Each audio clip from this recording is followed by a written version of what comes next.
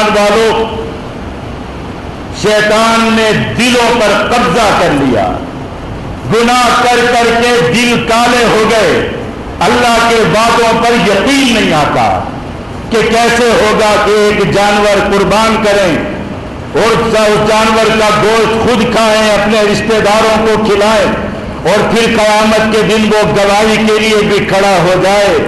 ایمان والو، حق ہے، سچ ہے، اللہ کا فرمان ہے، اللہ کے نبی کا فرمان ہے، تیاری کرو اس دن کی۔ ذالک الیوم الحق، جو دن سچ دن ہے، حق دن ہے، بالکل حق دن ہے، آنے والا دن ہے۔ ہاں، اس دن کا خوف کرو۔ وَلِمَنْ خَافَ مَقَامَ رَبِّهِ جنتان، اس دن رب کے سامنے کھڑے ہونے سے ڈرو، وہ خوف کا دن، وہ ڈرنے کا دن۔ ہاں، جو ڈر گیا اس دن سے، جو اس دن کی تیاری کر گیا ڈر کے، وہ شخص کامیاب ہو گیا۔ یہ اللہ کا فیصلہ ہے۔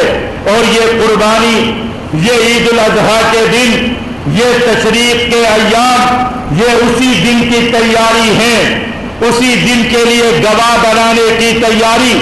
قربانی دنیا میں بھی فائدہ مند، بڑے منافع ہیں دنیا میں اس کے۔ اللہ رب العزت کی طرف سے زمین پاک ہو جاتی ہے جب اللہ کے لیے خون بہایا جاتا ہے۔ ایمان والوں کی زندگیاں محفوظ ہو جاتی ہیں۔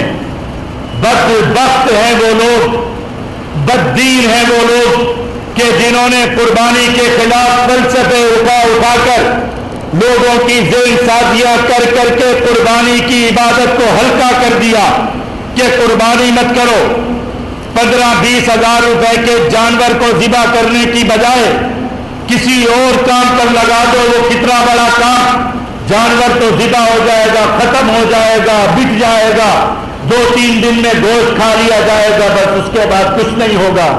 دنیا میں اور بڑے بڑے مسئلے پڑے ہوئے ہیں۔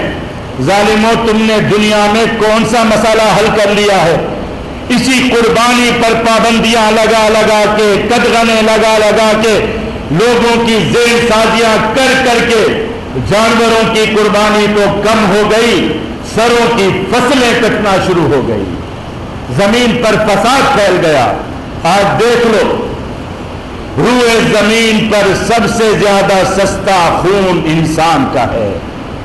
انسان کا خون بہتا ہے، سستا بہتا ہے۔ 15-20 ہزار میں کوئی اچھا جانور نہیں ملتا ذبح کرنے کے لیے۔ کراچی کی سڑکوں پر 5,000 روپے کے پیچھے انسان قتل کیا جاتا ہے۔ 3,000 کے موبائل فون کی خاطر گولی ماری جاتی ہے۔ پچھلے دنوں قاتلوں کا ایک گروہ پکڑا جو پیسے لے کے قتل کرنے والے، پوچھا ایک قتل کا کتنا ملتا ہے؟ کہا 10 سے 15 ہزار ملتا ہے، اور جا کے گولی مار دیتے ہیں، قتل کر دیتے ہیں۔